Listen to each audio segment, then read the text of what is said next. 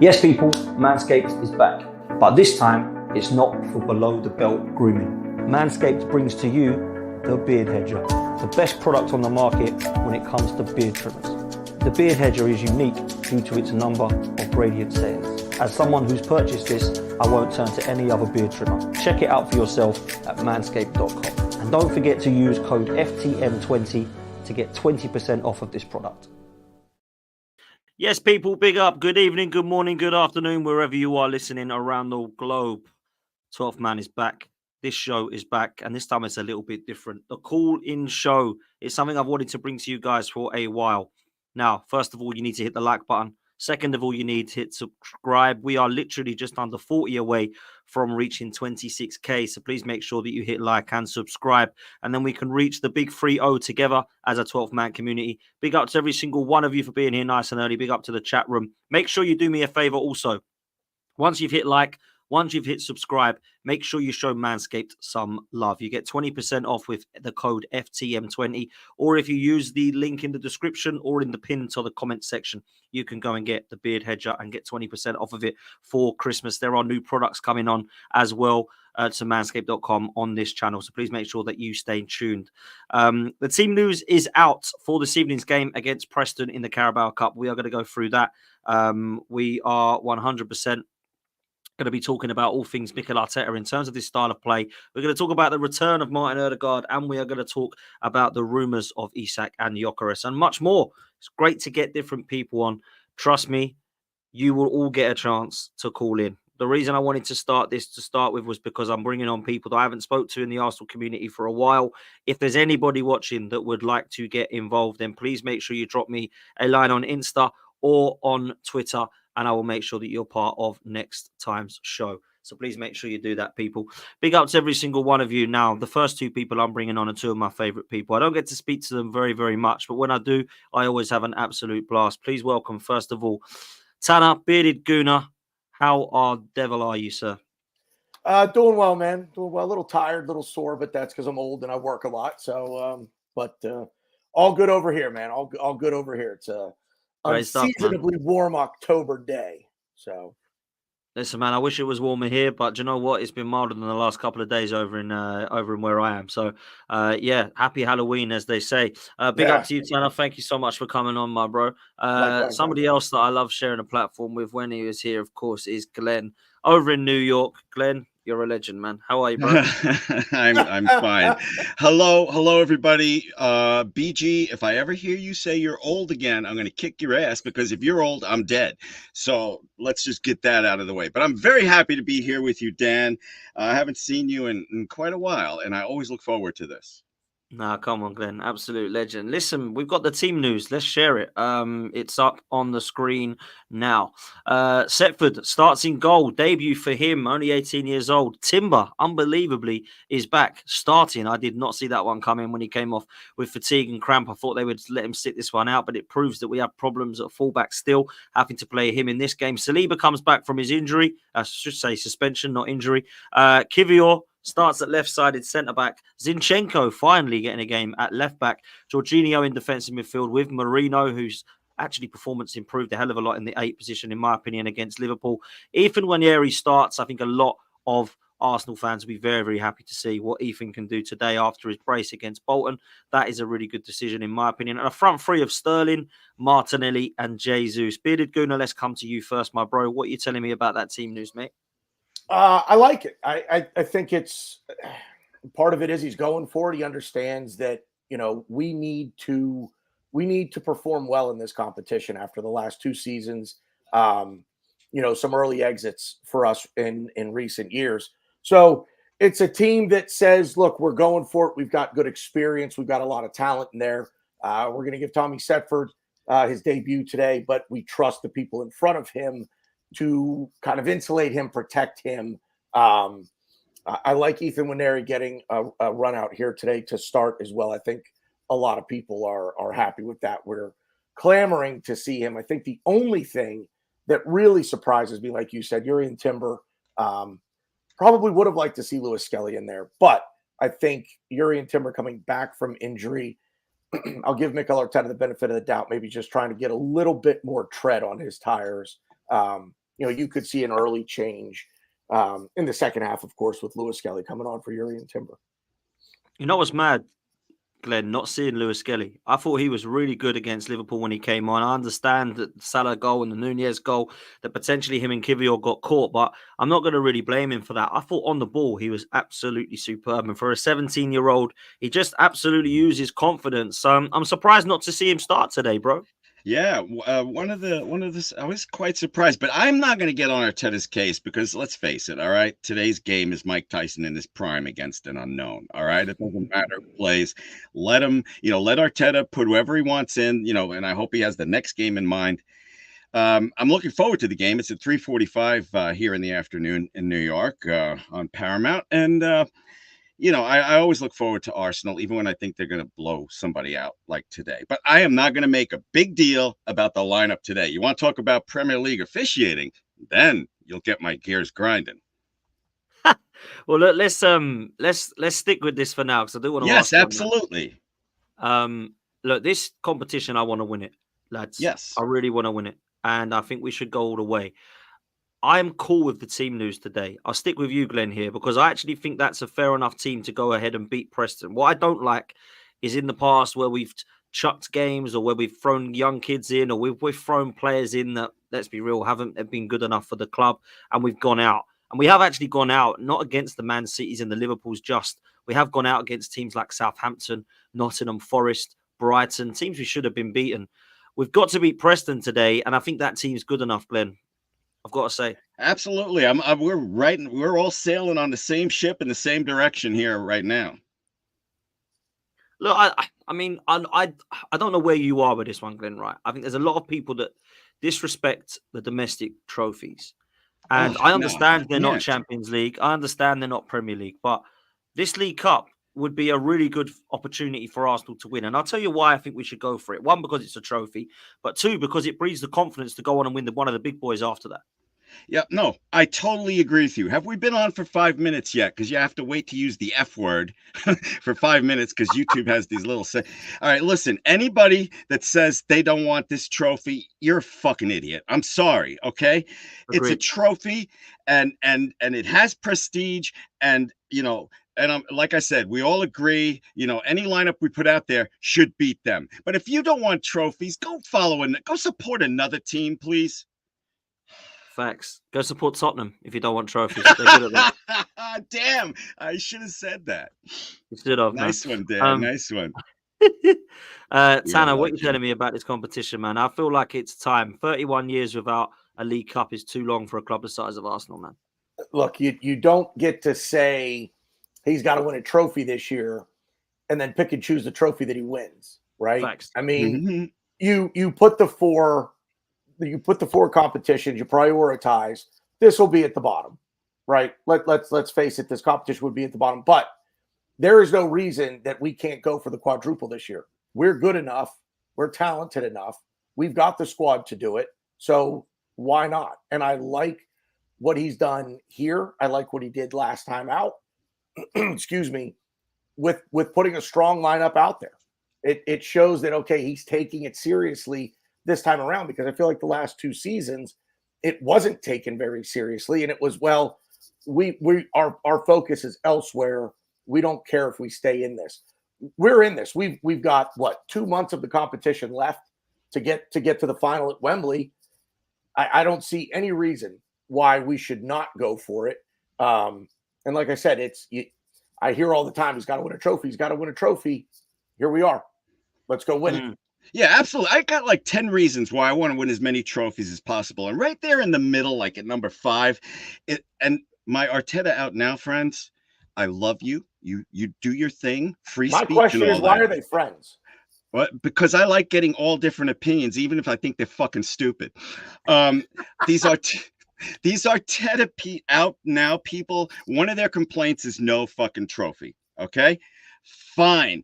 I don't know how they get through the fucking day. They are so predictable. We drop points or we win, but we don't play good enough. And it's like sack Edu, sack Arteta. So let's get a trophy so maybe they feel a little bit better. Listen, trophies are absolutely important. And I think the League Cup for me is one that people have laughed at. Energy drink cup, worthless cup, milk cup, all this stuff, right?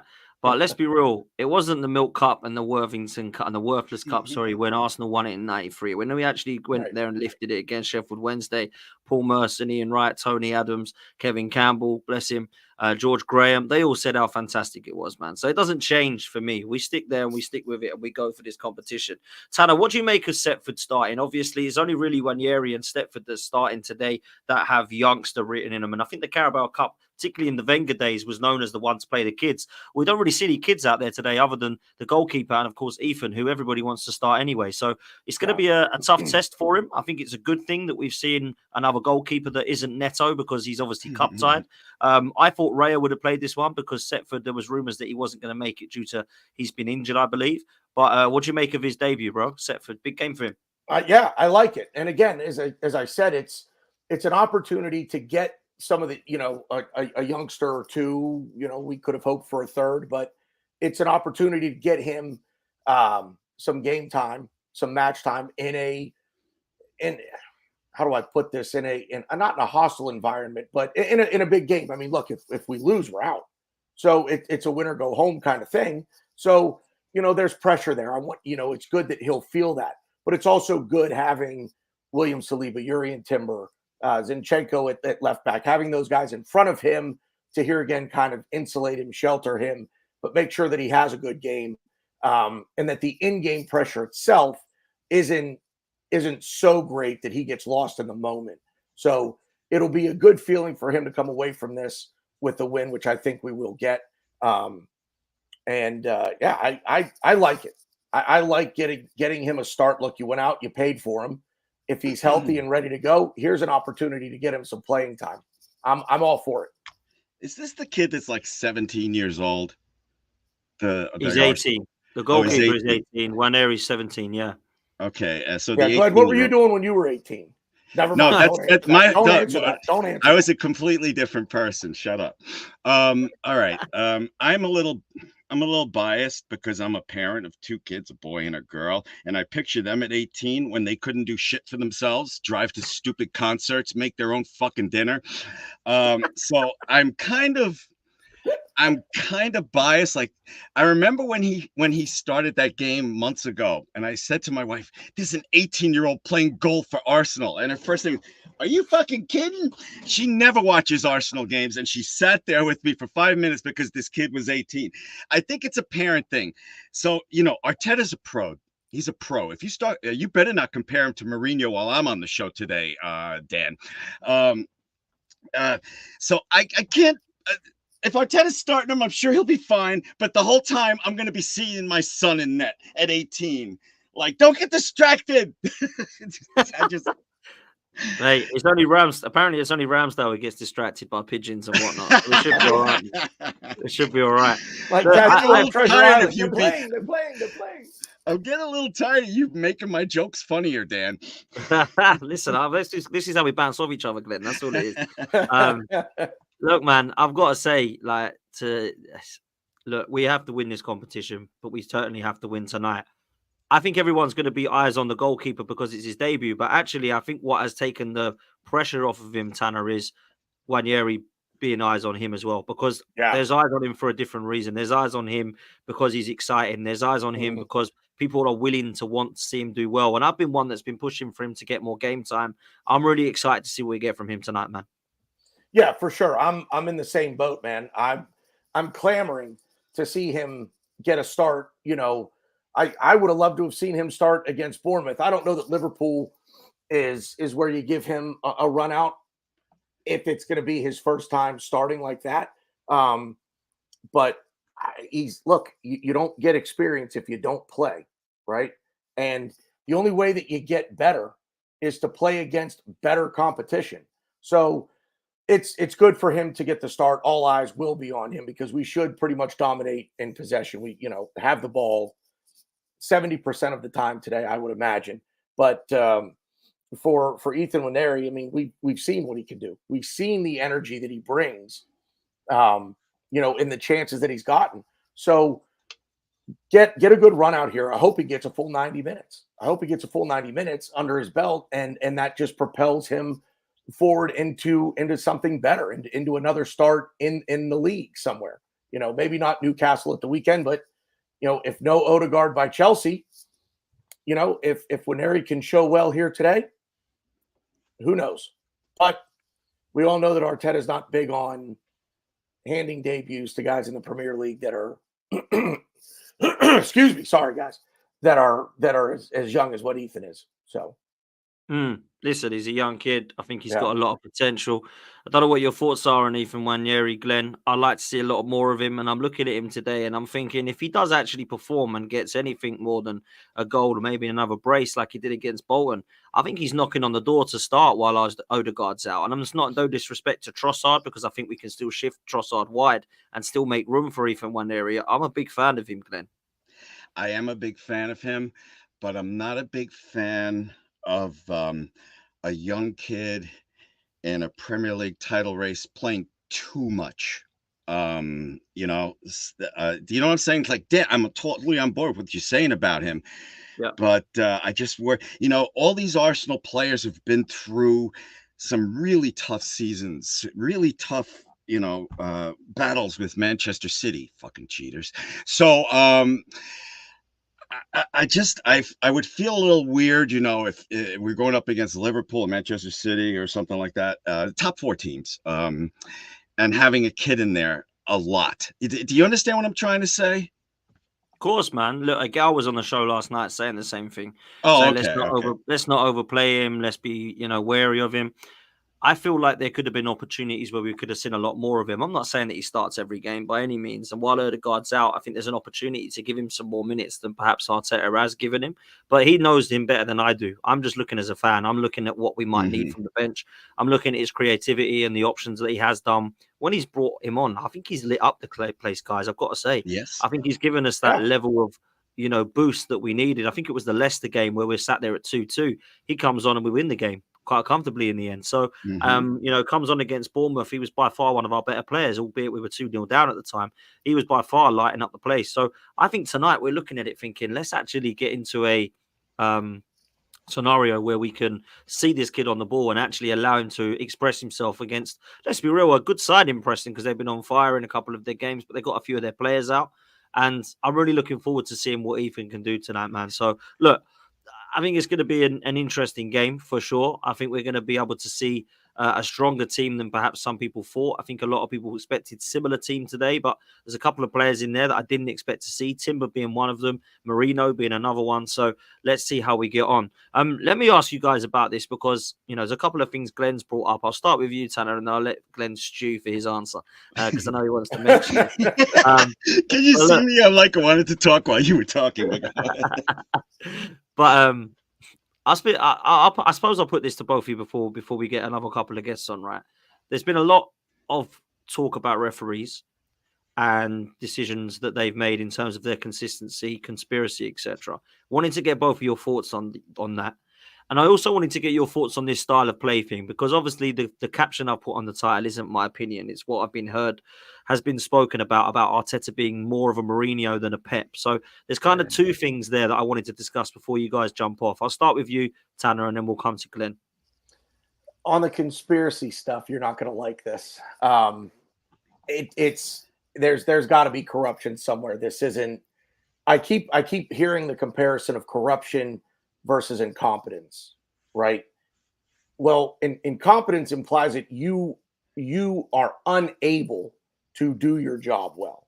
So that implies they're not qualified, which is why these things are happening. This is the most corrupt sport in the world when we look at all of the FIFA stuff, and it is well documented. And if you don't think that money makes the world go round, I got a bridge I'll sell you. But there's too much smoke for there to be no fire with this. Now, I don't know what it is. Did his city bought the PGMOL and said they're our closest competitor, make sure that any close decision goes against them? But when you look at the litany of decisions that have gone against us this year, and then you compare it to something else from another game with 2 other sides, nothing. So the only question I have is why? Someone explain to me why this, but it's not this. And I've heard the Howard Webb, well, we didn't want to do, no, stop. You called it here, and it was letter of the law, right? Why is it not letter of the law here? And, I'm not going to get into specific instances that'll take me forever. But somewhere, and I found this out the other day, amazingly, that the PGMOL is contracted by the Premier League. Those officials are not employed by the Premier League. They're employed by the PGMOL. The PGMOL, now, and somebody correct me if I'm wrong, but I swear I saw this. So the Premier League has no oversight over the PGMOL. They can simply terminate the contract, but how long does the contract run? What does the Premier League stand to lose financially by terminating the contract and trying to find other match officials? But let's face it, if it were incompetence, if any of us could not do our job well or weren't doing our job well to the degree that we're seeing with these officials, we'd be fired. We'd be demoted. We'd be handed less responsibility. These guys they're not only not receiving less responsibility, they're getting more. They're being sent elsewhere. They're being sent abroad to manage games in Saudi Arabia, in the Middle East, and who knows where else. But where they're not brought on to referee games is UEFA. They're not brought in to the Nations Cup. They're not brought into the Euros. They're not at the World Cup. They're not refereeing big international games, right? But every other country is, and we don't talk about this in the Champions League with those referees. The best thing a referee can do is be non-existent. Make the calls, and they're human. They're going to make mistakes. I understand that. I can live with that. But every game, and I heard Robbie on AFTV after Liverpool, and I agree wholeheartedly with this, and I think we all do. After every game, this is now what we're talking about. We're not talking about the game. We're talking about the officials, the officiating, how bad it was, how egregious it was. How did they cost us points? When we think of it, they've cost us 5 points this year by my tally. Brighton, the draw against Brighton, we should have won that game. The draw with Sunday's draw with Liverpool, that's a goal. I don't know how that gets waved off. I don't know what Anthony Taylor is seeing there. Kivior wins a clean header. If it's a foul on anyone, it's a foul on Szoboszlai, who goes into him and hip checks him while he's in the air. So there's 4 points there, and I think we could have earned at least a draw against Bournemouth. We didn't play well there, so I'm not going to give us a win. We were not playing well, but that's at least a draw. So we're short 5 points by my count right now. The play style thing, I'm going to be honest, I have not heard the comparisons to Mourinho, so I'm going to turn that one over to Glenn. Okay, as far as the officials go, Dan, I'm not with. I love BG and I agree with parts of what he said, but I'm not. I don't think there's a James Bond villain operating against Arsenal. To me, it's really simple. Okay, there is a form of corruption. Dan, picture that you're the head of all the officials, and Lee Judge is an official, and Kenny Ken's an official, and Robbie's an official, and all these other people you're mates with, okay? And Kenny Ken misses a call, or he gives Rice a red card for kicking the ball, okay? And everybody's clamoring about it. And then Kenny Ken's going to meet with you and say, hey, Dan. Now, Dan, I know in real life you'd probably be like, sorry, Kenny, but, you know, he comes to you to try to, can we, yeah, I fucked up, Dan. Can we do, it's all about their friends, their mates, okay? And it is a form of corruption, and it makes me crazy. And BG and Robbie are right. We're talking about it after every fucking game. It's ridiculous. It's absolutely ridiculous. You know, this is the worst start to an Arsenal season, and I only blame the players and manager about 10%. That stupid international break that cost us Odegaard. These officials' incompetency robbing us of players with these red cards. What is it, 5 red cards in 8 games now? I'm frothing at the mouth, but I know my time's running out. And the other thing, I'm going to totally switch gears here. Mourinho, because I know it's time for you, Dan, to say, get the fuck out. Someone else is coming on. So, Now go on, I man. want to say about Mourinho, okay? Tactics, fine. That's debatable. That's something I would like to debate it. But don't you dare complain that it's ego, because Arteta may be a stubborn son of a bitch, but he would never get the team physician fired when she went out there saying, oh, all she wants to do is be on the camera, and kicked her off the fucking team for that. Arteta would never do that. So you want to talk, tactics and Mourinho, that's fine. But don't you dare put him in that same personality disorder that Mourinho has. Well, and on that note, Dan, I am so grateful that you let me on so that you could get this whole show canceled. No, I love Glenn. Listen, lovely. I can't let you both go without a prediction, man. So what are you saying for tonight? 3-0 Arsenal. 3-0 Arsenal. Tanner, what are you telling me? Yeah, I like it. I'll go 3-0. Yeah. I'm going with 3-0. All right, listen, man. Shout out your stuff, Bearded Gooner. How can people follow you, man? Haven't been doing much lately, man. We're Loose Cannons TV on YouTube. You can find us there. Just do a quick search. Twitter is the Bearded Gooner. Instagram is Bearded Gooner. Hopefully, we're going to be getting back into more content here in the coming months. But it's just life is what happens when you have other plans. But those are the socials. Those are the big places where you can find me. And man. I'm Glenn, AFC New York. This is a hobby for me, so yeah, I'm not asking if you randomly pass by, want to check out one of my videos, great. I'm on Twitter, X also. And Dan, thank you so much for having me on. As a matter of fact, in the beginning, you had that Manscaped ad, and I thought to myself, because I had to shave off. I like to grow a goatee in the winter, but I probably because I was high, I was shaving with a razor and other thing, and I wound up looking like that angry guy from Germany in the 40s. I shaved myself so I looked like that, and I had to take the whole thing off. So maybe I'm going to check out this Manscaped sponsor. You do that, man. All right. Thank you so much, Dan. Love. Dan, Glenn, pleasure. Dan. Bearded Gooner, pleasure. I'll see you in the new year, my bro. Okay. Sounds good, man. Look forward to it. Love, man. Let's bring a couple of people on, shall we? Big up to Glenn, man. Big up to Bearded Gooner. You got to love Glenn. If you like passion, you like animation, you'll love Glenn. That is for sure, man. Let's bring on another 2 people who I absolutely love talking football with. Alex from Forder on Football and Rory. Rory talks football. How are we, gentlemen? We both good? Yeah, very well, thank you. You? Yeah, I'm good, man. I don't know if you were hearing Glenn back there, or if you had your fingers in your ears, or if you were, that's the way it is with Glenn. Bless him. There's enough passion and animation with Glenn, isn't there? That's for sure. But yeah, listen, the team loses out, people. Rory, let's start with you. What do you make of that team, man? Setford in goal, Nwaneri starting as well. No Lewis Skelly, potentially a little bit of a strange one, but what are you making of it? Yeah, it was a little bit stronger than I thought. I was surprised Timber was in it. I did kind of think Saliba probably would play just because he had the weekend off.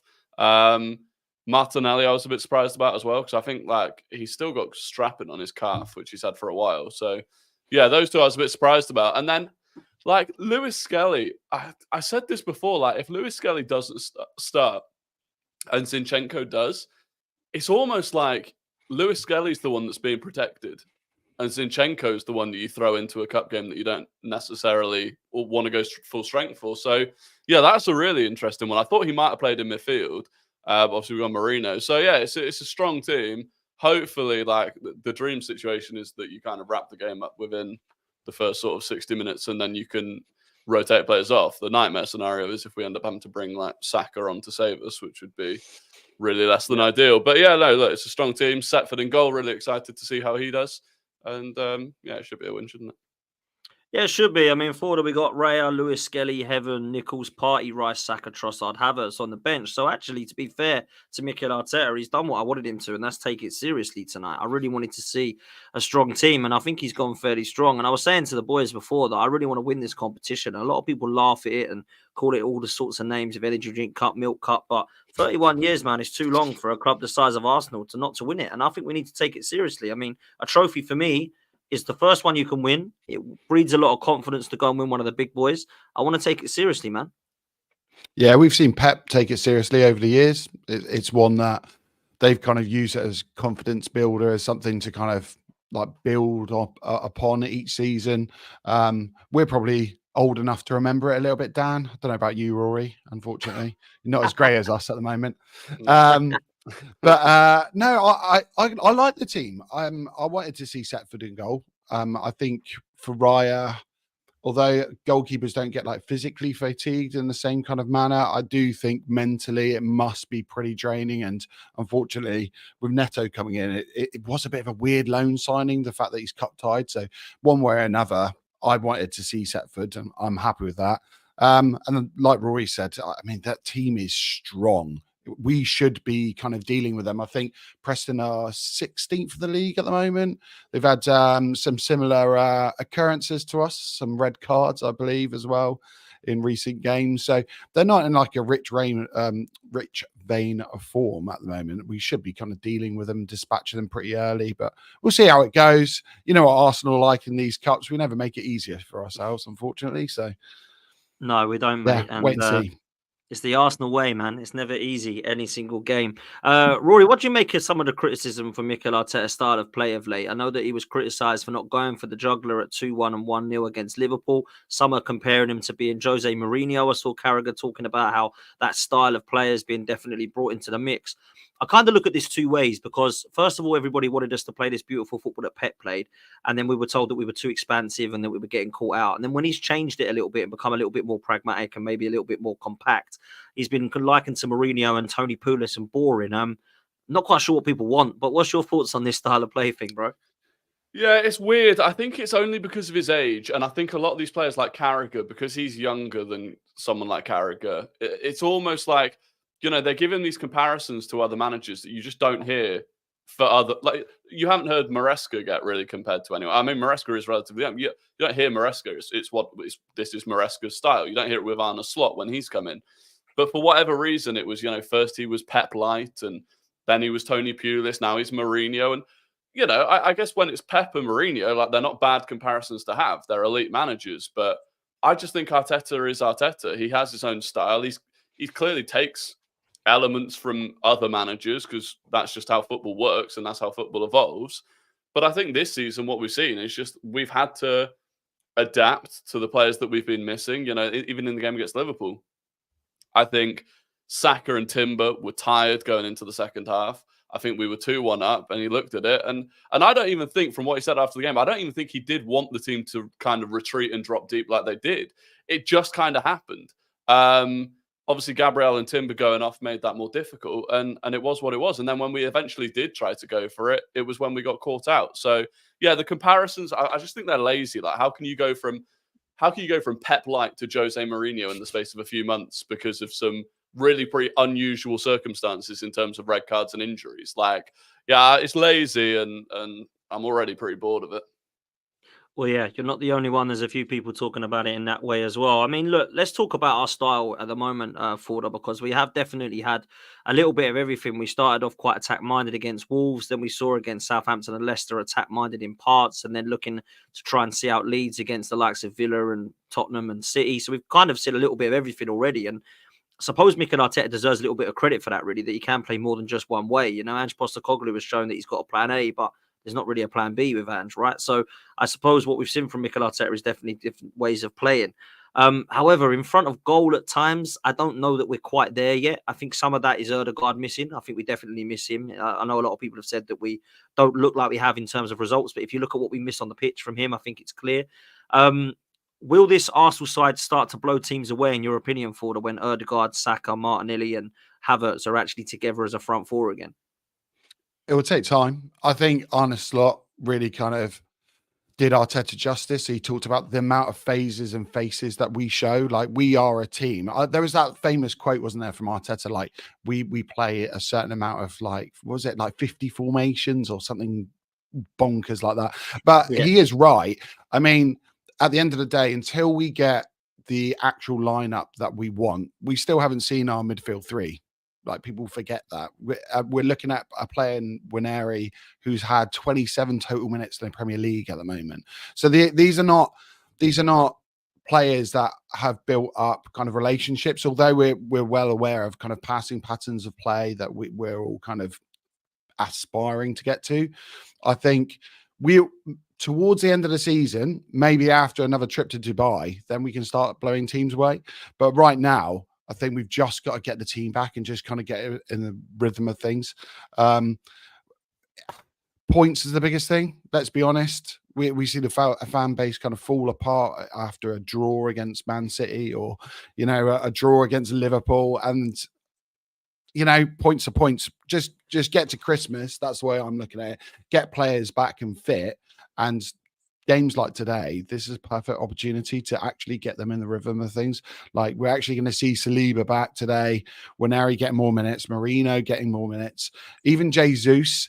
Like, I'm interested to see him as a centre forward again. For me, I think James B had recently said, as a right winger, maybe that's actually his right position now, and Trossard should be playing down the central areas. But I'm interested to see how he works and how we actually play, because without Raya, that kind of long ball towards Havertz and then winning second balls has been one of our go-tos now, as in like playing over the press. We'll see how it kind of goes and what the options are today. But I'm not worried. You know, we will beat teams. We are good enough. And I think we proved that with so many players missing on the weekend. I think we proved we're better than Liverpool right now. So regardless, you know, we'll be there come the end of the season. It's not the end of the world. Yeah, man. Listen, before I let you both go and bring another couple of callers on, Rory, I wanted to ask your opinions on the start of this season, because obviously we've had 3 red cards in whatever, how many games it is now. There's been definitely talks of discipline problems, but actually when you look at it, let's just look at the points that we have dropped and what that does to us. It leaves us 4 points off of Liverpool and 5 off of Manchester City. I think that's right. So look, I don't like ever being that many points behind Manchester City, but I suppose we haven't really been in this scenario before when we've gone for a title. It's normally been them chasing us and them floating around us. It's never really been a bit of a gap. Do you think that's good, bad, or do you think that actually, you know, it's way too early to be talking about titles just yet?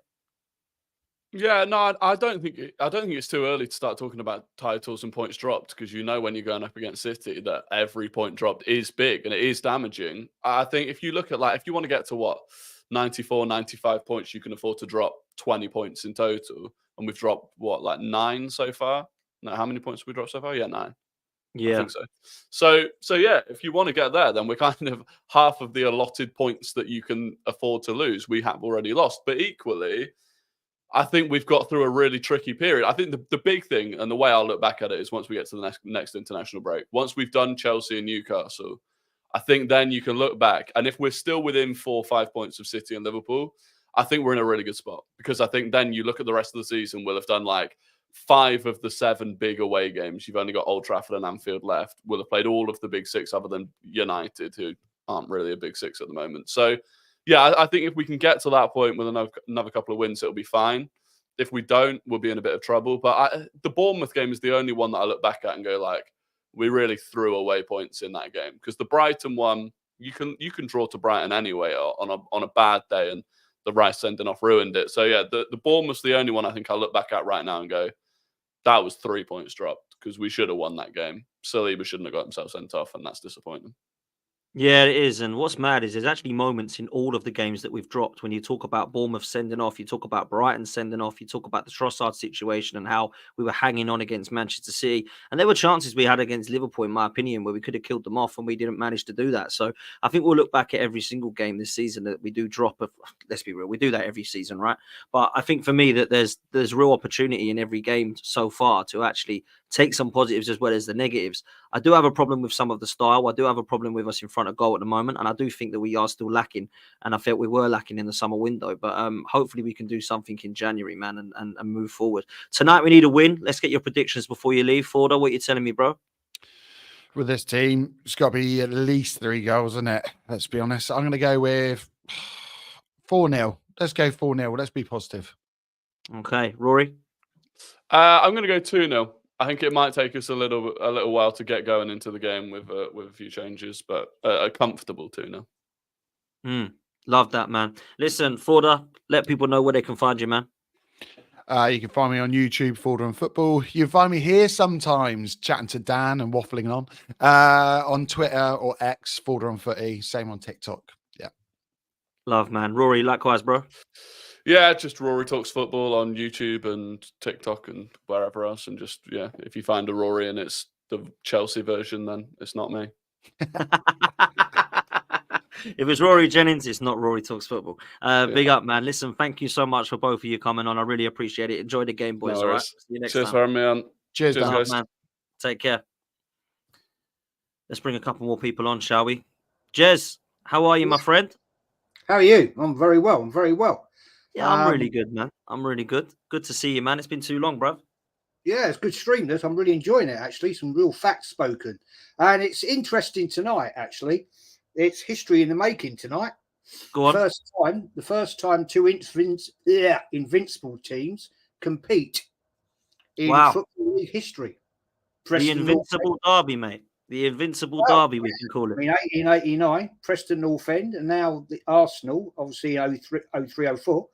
And so we're breaking history tonight, people. There you go. First time ever in football history. Absolutely, man. Listen, Jez, I'm going to bring somebody else on as well to talk football as a trio, as we've been doing all night.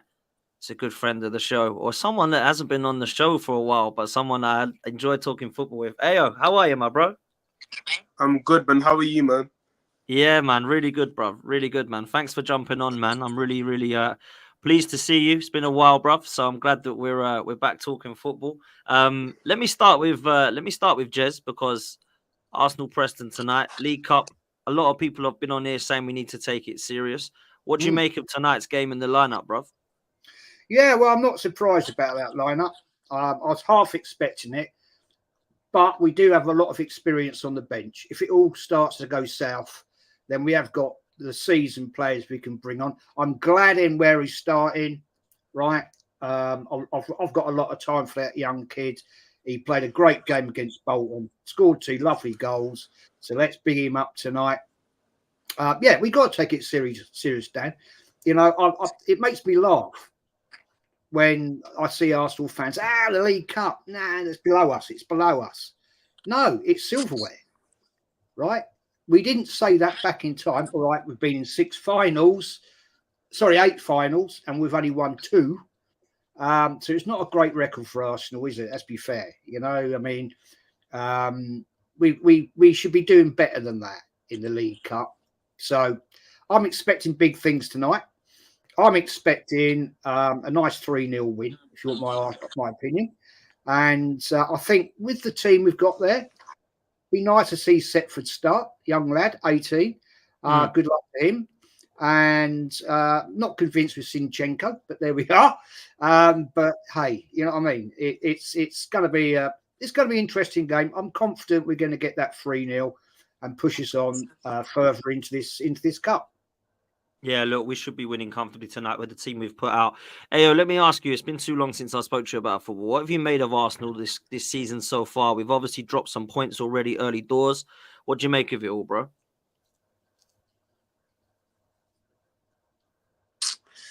Oh, man, it's been too long, my bro.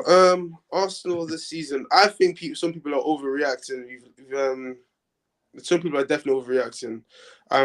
I'm usually the guy that's always angry. I think the last time I spoke to you, I was upset out. We were going for a tough time. Now, obviously, we're succeeding. We're doing quite well. Obviously, past couple of years, we were kind of on the brink, but now, obviously, this season, we've had a lot of red cards. We played with 10 men a lot. I honestly don't. I think we've been playing. You know, Arteta's changed. He's changed a lot. I remember last season, you would never change the system. We would never ever change. Wouldn't change it. So now this season, he's changing a lot. So obviously, we've done the whole sitting back and defending, and people have been slating him for that, bringing up stupid stats and this and that. But really and truly, I think that I think that we haven't had enough time. We actually haven't been able to bed some of the players we've had in. So obviously Mourinho came in late because obviously he was injured. We've had a lot. Obviously Odegaard's been injured, so he's had to adapt his tactics. But really and truly, I think we've been doing quite well. And obviously tonight playing Preston, I think we're gonna smoke these guys.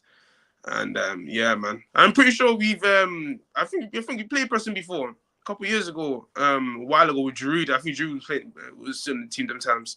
But yeah, I think we played him a couple of years ago. But yeah, man, I'm enjoying Arsenal's football this season. I'm in the minority, but yeah. Yeah, look, I don't think you are in a minority. I think there's a lot of people that are saying that fair play to Arsenal. They're doing their job. They're getting the job done. But, Jez, I'll come to you. What have you made of it? Because a lot of people are talking about the style of Mikel Arteta, saying it's been more like Mourinho than Pep. They're also suggesting that we could have gone for the kill a bit more, particularly against Liverpool. I felt that. I felt that they were there for the taking at 2-1 at 1-0. And for some reason, we're a little bit negative with our tactics. So what are you telling me this season so far, Jez? Yeah, I'm a little bit I'm actually quite disappointed. I mean, I know we've had some bad injuries. I called it start of the season. I said we're 2 injuries away from capitulation. We didn't do the right thing in the summer. It's cost us at this point in time. We've got to get back on track. Hopefully, these players that have gone out injured have started to come back, can get back to full match fitness. Saka, unfortunately, great first half against Liverpool. I thought he had a great first half. He's then faded. He's clearly not fully match fit. And that, Dan, says to me that he's desperate because we just don't have the quality we need to get it over the line. And this is a problem. We cannot afford to have any more. Timber went down. He's there tonight. I'm glad to see that. Fantastic. I've got a lot of time for that young guy. I think he's a major, major asset and he's going to kick on. But we can't rely on breaking down players. Yeah, I see a comment today that Arteta was on about Tierney. Do you honestly think we'll ever see that guy again play for Arsenal? He binned him off. Yeah, don't look that way. Well, he binned him off, and now he's talking about, he's not far. He's not far. He's not far. I don't know. I don't understand. That's confusion. But at the end of the day, mate, I think at times, I won't lie, we've played way too negative. Point about the Liverpool game. 2-1, we could have killed them. 3-1, they would have capitulated.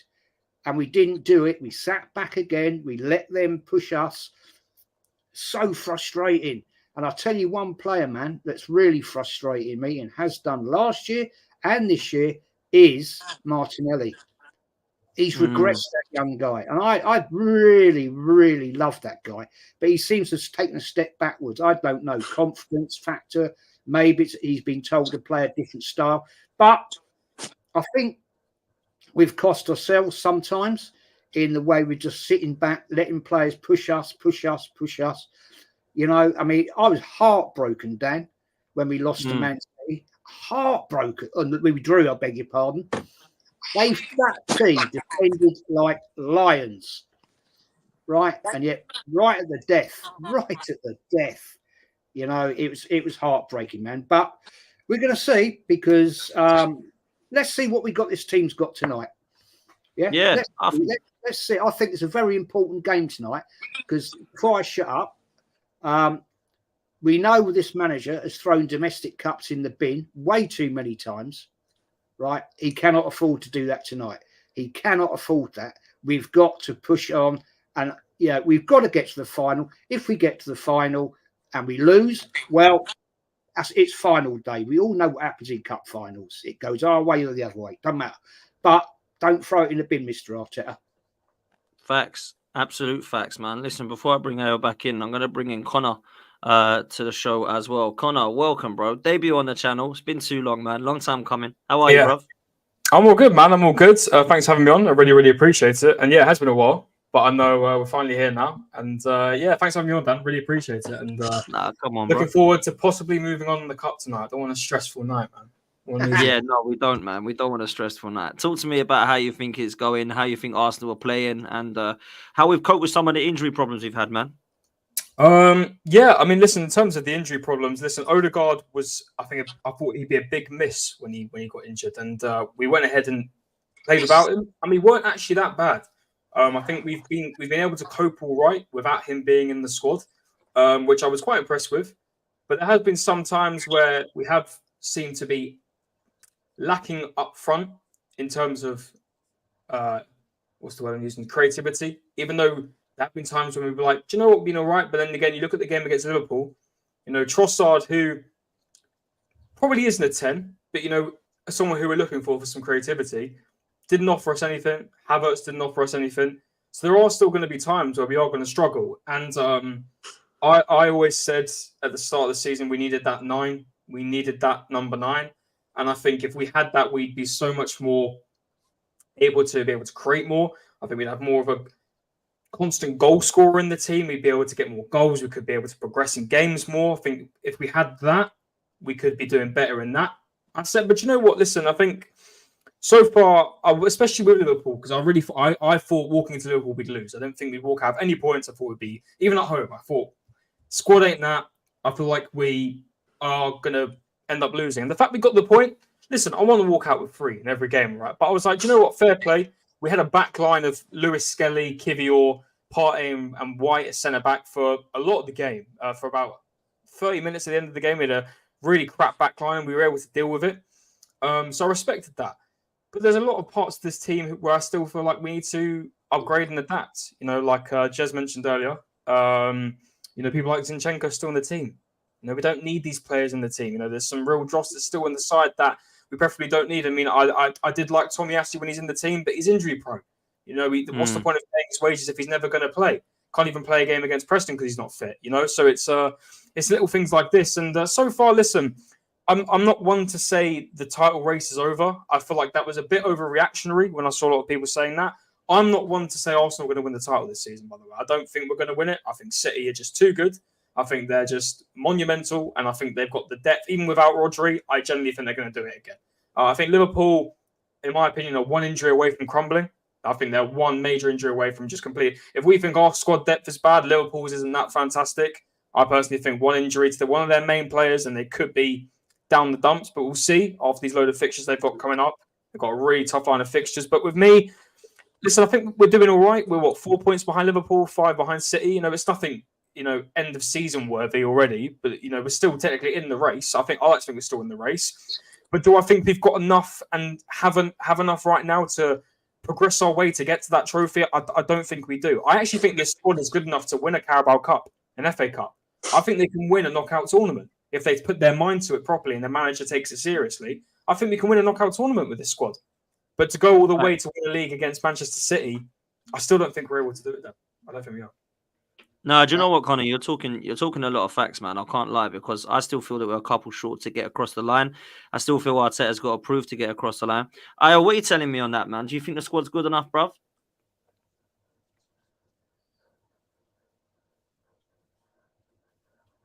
To win the Carabao Cup, 100%. I definitely think that's good enough to win the Carabao Cup. We obviously right now we're using it to develop the players like Lewis Skelly, and obviously he's now playing in Prem games, coming off the bench over. I'm pretty sure Zinchenko was on the bench. He came over Zinchenko. So you got players that we're trying to develop through the Carabao Cup.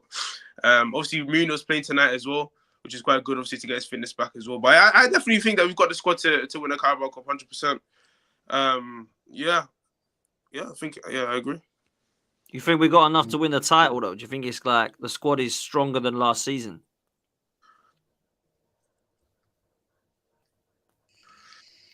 No, and I definitely definitely not. I don't think we do. I think we'll come second again. I think we're better than Liverpool, but squad to win the title. Bro, my legs were shaking. We were playing Thingy last week, 2 weeks ago, man. I'll be real. My legs were shaking. I was scared. I was scared when we played. Who's it that we played against that was this close? Leicester. My legs were shaking against Leicester, bro. You get me? So I'll be honest, without Odegaard, I didn't know the fall off would be that mad. When you lost Odegaard, man, I'll be real. I didn't know it would be that mad. I didn't think we'd depend on Saka the way we depended on him. I thought, Sterling would be better than he was, clearly. You get me? But obviously, when Saka got injured as well, I thought we'd be playing Nwaneri, man. I genuinely thought that because if you're gonna sell players like Vieira, you're gonna sell players like you're gonna have players that go like that. You're gonna at least play the guy you're selling them for. You know what I'm trying to say? You're gonna play Nwaneri. You ain't played him as much as I wanted him to. You know what I mean? When I saw Mourinho play the 10, I knew we were gonna lose. Actually, I can't say I knew we were gonna lose, but I knew we were gonna struggle. You know what I mean? Bournemouth have never been a joke. You know what I mean? So I'll be honest. Until I'm confident without our main players, but I don't know, because look at City. I've not seen City fall off as much as I thought they would without Rodri. You know what I mean? So I'll be honest, bro. Until we look at the way City look without Rodri, bro, I'll be honest. I don't know, man. I don't know if you got enough, man. And that's what we're fighting, bro. That's what we're fighting.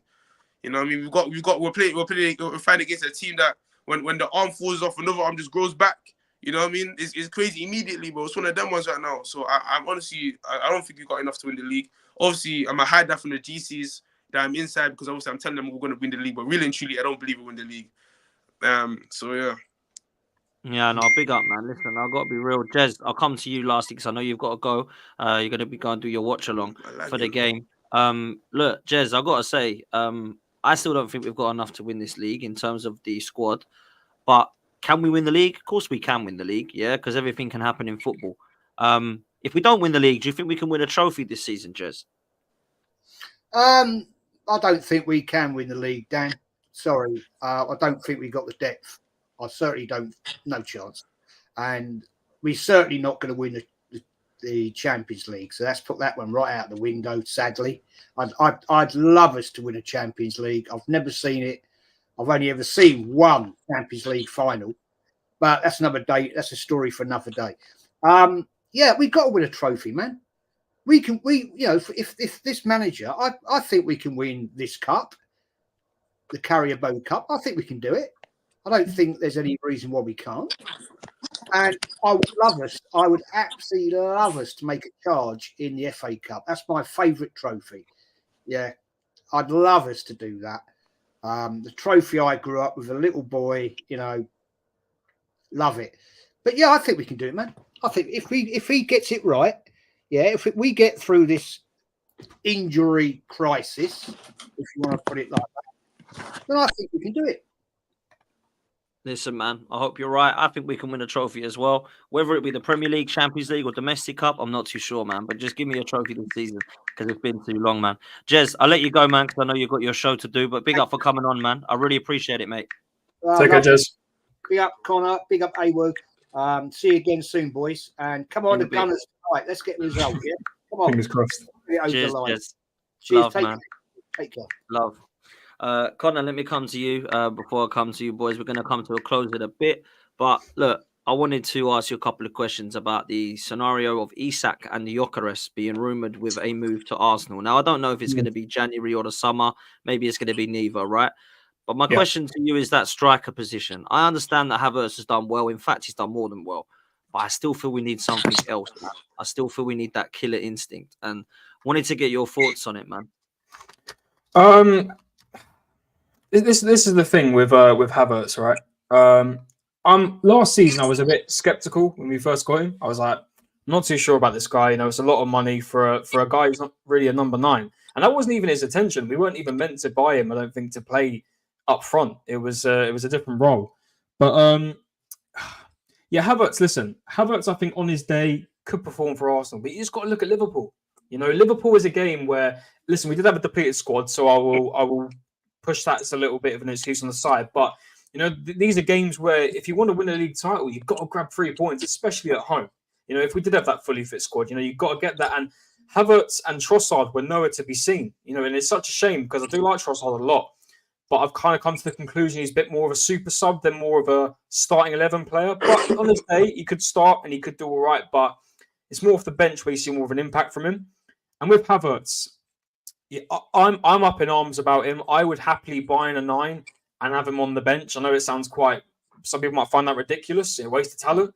But I just feel like for what the way we play as a team, if we were to buy number 9, as reports have said, Havertz has to be on the bench unless Odegaard's injured. And that's the way the cookie crumbles in football, unfortunately. In terms of the links, Dan, Isak, I would take in a heartbeat. He would fit this system so well. He's tall, he's fast, he's athletic. He's a good quality striker, and he scores goals. And it's quite funny to say because I have been hit with a load of we scored 90 plus goals last season, and blah blah blah. And I was like, that's all well and good, but it didn't win us that title, did it? Those 90 goals won't be remembered in 10 years' time. Or do you remember when Arsenal scored 90 goals that season? Not really, no, because we didn't win anything that season. And, them 90 goals, as much that a lot of the team contributed, and we had goals coming from left, right, and centre, the games against Fulham, West Ham, Aston Villa, where were the goals there? That's when you need that number 9 to solidify a game for you to win. Every team, majority of the time, has their talisman number 9 to win them when they win a league title or the trophy with the big ears. They have that talisman number 9. It's very rare when you catch a team that doesn't really have that. I know Pep obviously went ahead and won a couple of seasons in the Premier League without number 9. He was playing De Bruyne as a false 9 or whatever it was. He didn't actually have a 9 until they got Haaland. So little things like that. But majority of the time, you look at an older team who won major honours. They won it with a talisman number 9, scoring goals left, right, and centre. And if we got Isak, I'd love it. Now I've seen the rumours with Amorim and United. I can kind of see Gyokeres now going to United, even though they've got Højlund and Xerxes. I don't know, Amorim bringing over his own player. It kind of seems more real. But I take Isak in a heartbeat. I've seen us linked to Vlahovic and Sesko. I was never convinced on Sesko. I thought he would have been one of those players who would have been like, yeah, we got him. But I feel like he wouldn't be that player who straight away bang into the team scoring goals 25, 30 a season. I feel like he'd be a player who could do that, but over a considerable amount of years. And we don't need that Arsenal. We need someone who can come in right now and score. That's me. So I'll definitely take. If we were to get a 9 in January, which I don't think we are, due to I doubt Arsenal would spend over 100 million for a striker in January, but they could prove me wrong. They could do. But I would do it because I said at the start of the season the only way I could walk out with my chest held high and my head held high, saying we'd win the league would be if we bought that number 9. If it was Isak, Gyokeres, whoever it may be, that I would have said we'd be winning the league. I'm with you. I felt we were too short. I actually said the two names were Eze and Gyokeres. They were the two that I would have liked to have seen, and I think that would have covered for Odegaard, and we would have had that striker to rotate with Havertz. Let me come to you, Io, because I don't know if you agree with what me and Connor were saying about a striker. Do you still feel there's a need for a striker, and do you think we could get one in January or the summer, bro? I think January is totally impossible. I don't know where I don't know what club. We all support the same team. You all know that this club will not be buying like that in January. Will not be there. I think was the last time you bought like that in January was it Aubameyang? Yeah. Oh yeah, my bro. We're not buying no striker in January right now, bro. We should get that out of our heads. Now that delusion, let's get out of our heads. I think next summer most likely, but I'll be real. Jesus or Havertz hits the bench, or Jesus has to go, man. I don't see Jesus staying as a backup right winger because that's what he's gonna be if you buy a Gyokeres. You know what I mean? So I don't see Jesus staying if you buy a striker. And also you already know that, Arteta likes his players that are versatile. I'm pretty sure that Gyokeres can only play as a striker. So I think if we're gonna sign a striker, it'll probably be Isak, so that we can rotate. Different players can play in different positions and all that. So as for this season, I do like Havertz. I'm a big fan of Havertz. Obviously, when people are saying, "Oh, we need a clinical striker," and I'll be honest with you, man, I can't remember how many chances Havertz did actually have last night. I think he was there, he was in around it, the build-up play, highly involved in the build-up play. Obviously, like maybe if I missed it, my bad. I don't want to come and start talking, but I really and truly, I don't know how many chances he's had. When it comes to big chances missed this season, there's no proof. Obviously, with Gyokeres, he's doing what he's doing in the Portuguese league. I don't know if he's going to be able to come and activate that in the Prem. Is he going to be able to do it in the Prem? That's always a question for these players that come over. So I don't know. You see, look at Evan Nilsson. He was banging goals over there for Porto. I don't know if he's going to come and be. I don't know if he's doing it in the Prem right now. I don't think he is. They're still in my opinion, they're still missing Solanke. So, Semenyo's even taking up the limelight over there. So I don't know, man. When it comes to these Portuguese, these talents, he's good. Definitely, I'll take him if they try to go and get him. But really and truly, bro, I don't know. I'd rather go for an Isak if you definitely go and get a striker. But we're gonna have to sell Jesus, which is, I don't think he's gonna want to do that. I don't think he'll sell Jesus. I've seen where the captains are on by this season. I've seen him wear the armband, so I don't know. I think he likes Jesus. Obviously, he's on a lot of money as well, so he's gonna really want to come and get him. Apart from Saudi and all that, so I don't know. No, it's going to be interesting to see what he does with Jesus, man. If he does use him, I need to see him on the right, not up top, man. Before we come to a close, let me throw in some super chats and get your score predictions before the kickoff. Sue says, big up, everyone. Hit the like and subscribe. Please make sure that you've done that, people. Hit the like and the subscribe and take part in the poll that I've just put out as well on all these guys. AMT says, for me, Arteta's managing the team early in the season. If not for the red cards, partly players' fault. We topped the table, in my opinion. Yeah, look, it'll be interesting to see where we would be without the red cards and the injury. That is definitely for sure. And Sue's, big up to you again, my bro. Says, big up everyone for joining the show. Hit the like and subscribe. 26K, here we come. Comments about us playing defensively. Don't see us playing to our strengths. However, we need to put teams away at 1-0. We absolutely do, man. Listen, big up to every single one of you for your super chats and, of course, for your comments in the section. Thank you, everybody, for coming on, man. Connor, big up to you, mate. How can people follow you on social media, bro? Literally, this app below me, cmo.editing. I'm a graphic designer. So if any of you people need any graphic work, that's my at on Instagram, Twitter, TikTok, all that kind of, or YouTube as well. So please feel free to follow me on any of those. If you want any graphic work, feel free to hit me up on mainly Instagram DMs and we can talk. And yeah, big up to everyone. Actually, Jez, who was on earlier, I've done work for him, and Sai TV, many other people as well. So yeah, big up Dan. Thanks very much for having me on. And it's been a good chat, man. And hopefully we get the win tonight. Come on, bro. Absolutely. You're welcome anytime, Connor. So thank you so much, bro. And make sure you go follow Connor on his Twitter handle and Instagram handle, cmo.editing. I was saying for you, bro. Anything you want to shout out, bro? Yeah, man. Big up, my guys. You get me? I'm here. I shout out on my Snapchat, so I got pretty sure I got people here. You know, big up my guys. You get me? I'll be back again soon. You got to shout me for more things, man. I know I was lagging earlier, but shout me for more things. You get me? You can follow me on AYUPTXWN. You get me? And yeah, man, thank you for having me, bro. Thank you. Appreciate it. Come on, man. Both of you always welcome, and we'll definitely do more shows like this, and we shout you and get you out on more stuff. So big up to every single one of you. Listen, enjoy the game, people. We're going to be out of here. Make sure you go check out Manscaped, hit like and subscribe, and we will see you next time. Take care, people. Yeah.